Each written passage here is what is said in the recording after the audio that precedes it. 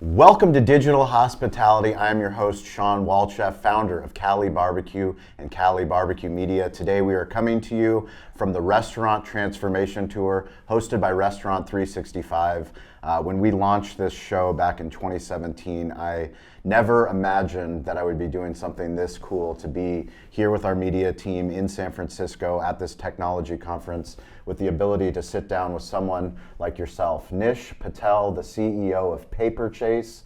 Nish, welcome to the show. Thank you so much, Sean. Thank you for having me. It's truly an honor. So much of what we do as a small business, as a barbecue brand in San Diego, is talk about the internet and talk about the belief in the internet. When we opened in 2008, they told us it was a terrible time to open up our business. They told us it was a terrible location, and they told us barbecue was a terrible idea on the West Coast in San Diego.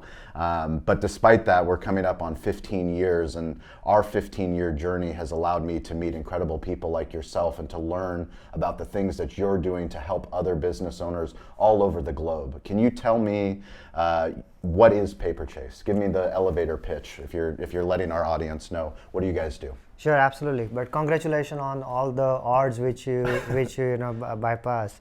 So Paperchase, we are a truly global finance operation firm where we help hospitality industry to run the day-to-day financials, analytics, consulting, advising, and we are truly global. So we have clients in London, New York, Miami, Paris, Mykonos, LA. So we are like, if client wants to grow, we can help them, without having to worry about the international regulations. And how long have you been the CEO of Paperchase? So I've been CEO for a year now, but I was the CEO for US for 10 years, but now I look after the worldwide operations. So tell me, when you specialize in the hospitality sector, what are the common themes that you see across all of these global markets when you're coming to the pain points that business owners in the hospitality space have? I think the key is always the having a true and accurate financial reporting on a day-to-day basis. So that is the first. And second one, someone who can explain you and walk you through that what are the actionable items you have to do in order to A, cut down your losses, or B, increase your profit. And I understand you used to be a small business owner. Yes. Can you bring me back to the small business owner days? It's never easy, it's a penny business, right? Like we say, it's like every penny counts. So I think analyzing the numbers even much more critical, and how you take decision on what needs to be invested where. It's all about data, it's all about analyzing, it's all about getting the right advice.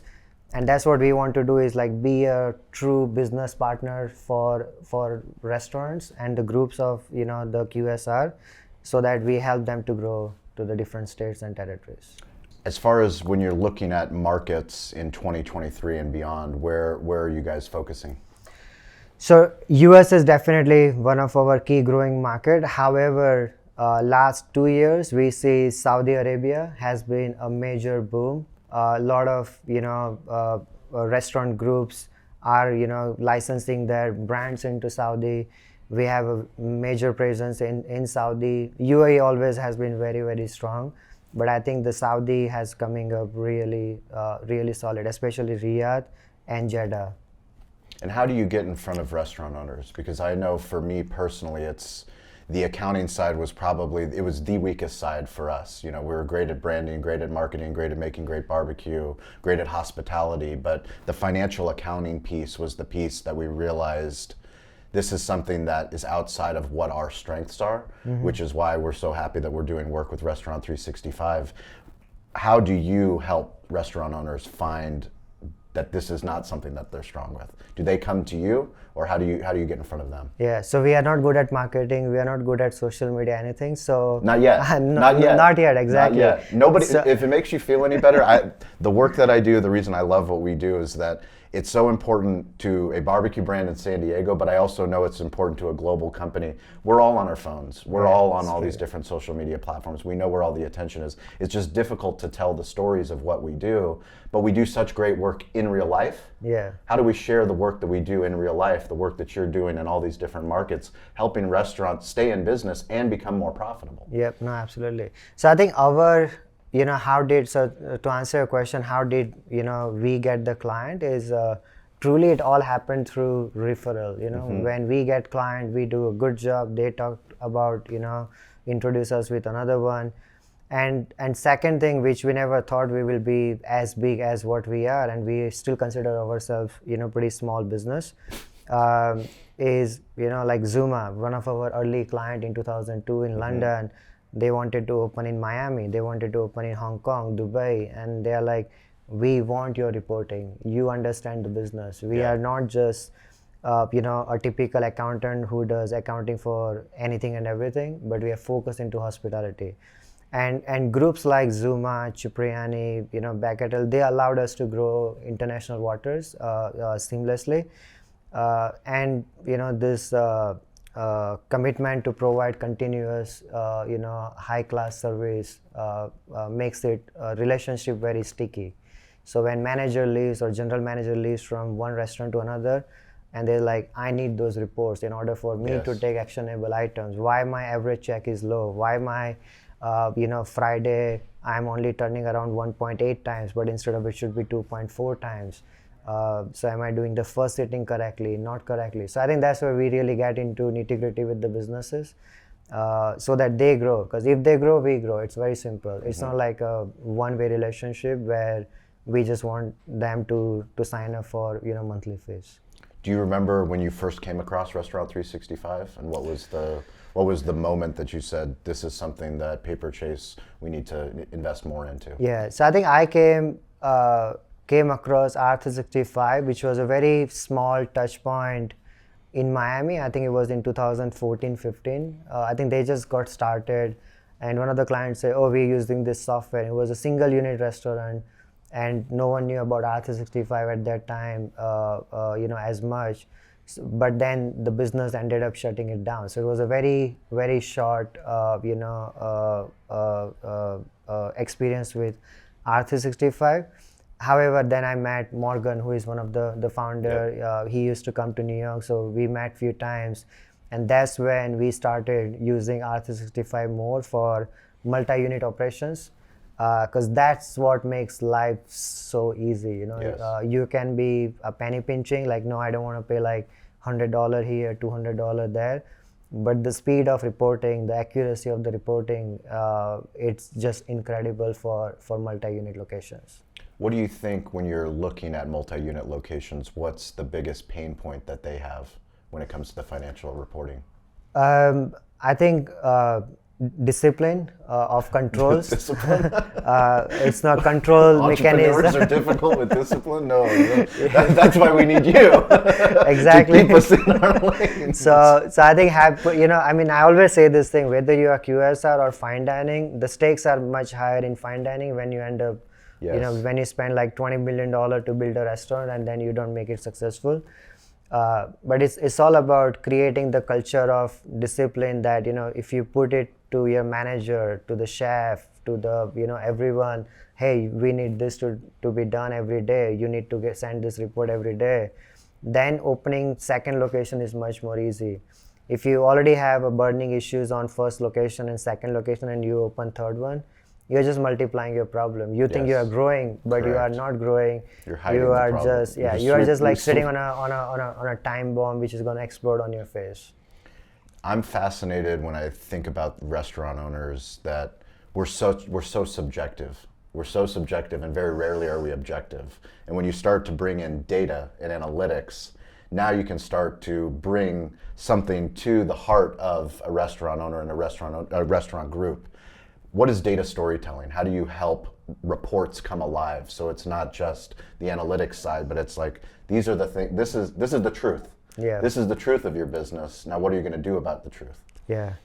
So I think data is absolutely future. We've been using immensely in Paperchase for our clients, and we are like, we are doing few things which is going to make it even better. For example, if someone wants to know what's the price of Atlantic salmon between LA, Miami, New York, London, Dubai, Paris, Mykonos, we have the data. So now, amazing. If you want to open a restaurant in Dubai and you are very heavy on seafood, we will tell you like, hey, your food cost is not going to be 29%, it'll be 32% because this is the structure.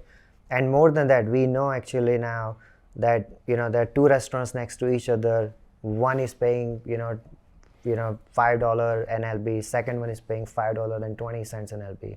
So now we can leverage that data in order to help the restaurant, like, hey, there's a better way to do the business. It's interesting. And how do you manage a global workforce? I know most of your employees are in India. You have to travel from the United States to India. We spoke about, I travel every year to Bulgaria. Yeah. It gives me perspective because I know that when I'm here in San Francisco and we're talking at this event, we talk to business owners, yet I go to business owners in Bulgaria that have the same exact problems that we're talking about here. How do you manage your global workforce? How do you keep them motivated on what you're trying to build at Paperchase? People is everything for us, not the software, not the laptop. So they mean everything. And luckily we have absolutely brilliant workforce. New York, Miami, London, LA. We also have people in Philippines now. We just signed up with another company to open an office in Colombia now, Bogota.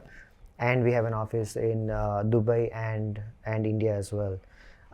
So we have a management team structure where every location has a management team which actually manages the people over there from different processes, from data entry, from accounts payable, account receivable, monthly financials.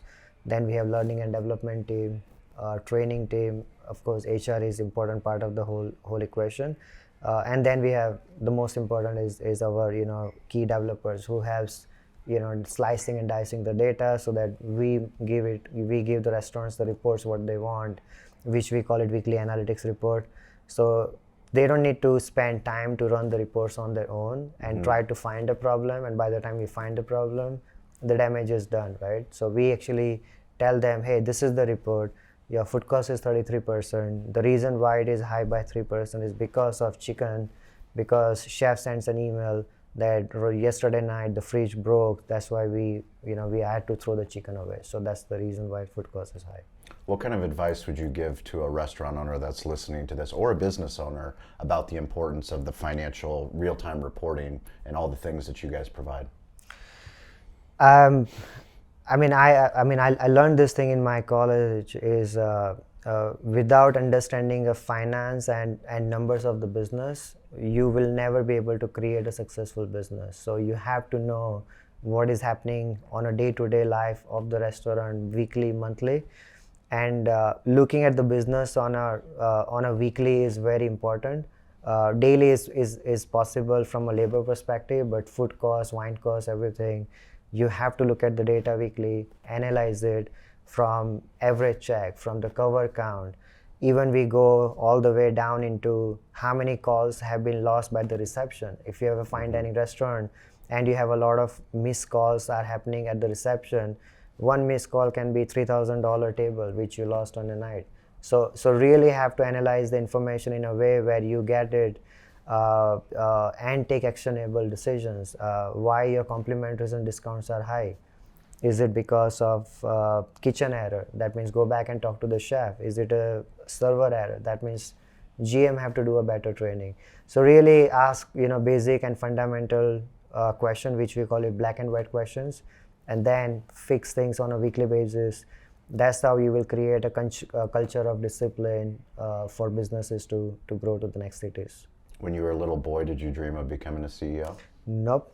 Not at all. Never thought about it.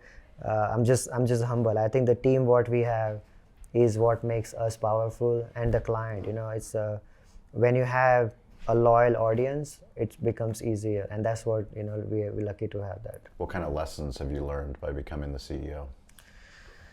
I don't know. Every day I'm learning. I think it's. I was just talking to someone today morning. One of my friend. He's also CEO of another company, and we're just like pushing it hard, and we're pushing it hard because we enjoy it. It's not like it's just fun from a monetary perspective, but we truly feel now this is one thing which we can take it global. Tomorrow we can be in Australia and New Zealand. The technology is getting better as we speak. So lessons are every day. My grandfather, he taught me to stay curious, to get involved, and to ask for help. Yeah. You know, curious people are people that would find this podcast, that would find this video, find this content. People that actually get involved are the ones that pick up the phone, that actually do the things that are uncomfortable to do. Yeah. And then finally asking for help, which was one of the hardest lessons for me to do, which true. is how do you reach out? One of the most incredible things that I'm fortunate to see now from doing this kind of work is the partner ecosystem, is understanding that I don't need to have all the answers. If I can ask Restaurant 365 with all of the restaurants that they help, if I can ask you on a global side, what in your experience is happening in the barbecue markets? Is it possible for me to open up a barbecue brand at the Istanbul airport or in Dubai? That's a very powerful thing because of this interconnectivity that we have. When you think about when you have to ask for help, how do you do it? Yeah, so I think I'm blessed with some of the mentors I have in my life. Of course, including family is always a cornerstone of your success. But I have mentors in my life. I always give them a call. They give a good advice, and as a team, we are very open. So we always give feedback to the people. They're open to listen, and that makes you even go at a different pace. But I think I'll just pick one more point. Like you talked about interconnecting people, and this has happened with us where we have a client in Riyadh, and they wanted to get some brands to open in Riyadh, and because we know how, let's say you run your barbecue shop and like, okay, Sean is a perfect guy, great business, he looks at things very carefully. Sean, you should talk to this person. And then suddenly Sean, like, you asked me this question, did you ever think about be a CEO? I'm like, no. I'm like, have you ever thought about opening in Riyadh? You'll be like, no, never in my life. And now suddenly you are like, correct, global business. So that's what we are doing in, within Paperchase, from connecting people, which we call it growth and development department, which is been led from the LA office, and do FP&A work just for restaurants to grow to the different territories. Absolutely love that. So every single week on Wednesday and Friday on the social audio app Clubhouse, we meet with other restaurant owners, with other hospitality leaders, sales professionals, marketing professionals. It's a free platform, but it allows you, the audience that's listening to this show, to come up on stage, the virtual stage, share your story. So please join us every Wednesday and Friday at 10 a.m. Pacific time. What's the best way for people to get in touch with you? Paperchase.ac, and then send a contact information over there, or send email to nish@paperchase.ac. Perfect. We're going to put links in the show notes. So when are you going to start posting more on Instagram? Oh, I have to learn. I'm going to learn. I'm going to check out your I thing. follow you now. I follow you on really? Instagram. Oh, thank you. The fact that you have an Instagram account and you post content, I appreciate that. As somebody that does this for a living, I know the work that you do does matter. Yeah. The work that you do and the way that you inspire your team and the way that you help restaurant owners all over. There's a reason why Restaurant 365 wanted you to be here. We're grateful for them. If you guys are listening to this, please go to Restaurant 365 and check out the Restaurant Transformation Tour. We have more events happening. There's going to be one in Austin, one in New York, and one in Chicago. These events are very important because you can have conversations that will transform your business. Literally, the Restaurant Transformation Tour. So. And especially for a next growth journey of your business. You want to get out of the QuickBooks world, as an example, because you need technology to help you to move faster. Well, we all need to do what we do best. Life is too short, and in the restaurant business, we work so many different hours, and some of the things that we're not good at, back to what my grandfather taught me, is ask for help. Yeah. Ask for help and let the specialists be specialists, so that we can go and grow our businesses and create things that we love to enjoy to do. Yeah, exactly. Nish, thank you so much. We look forward to seeing what you build. Appreciate it. Thank you. Thank you. Thank you for having me. Thank you, guys. We appreciate it. Please subscribe to the show, share it with a friend, and be sure to check out the Restaurant Transformation Tour.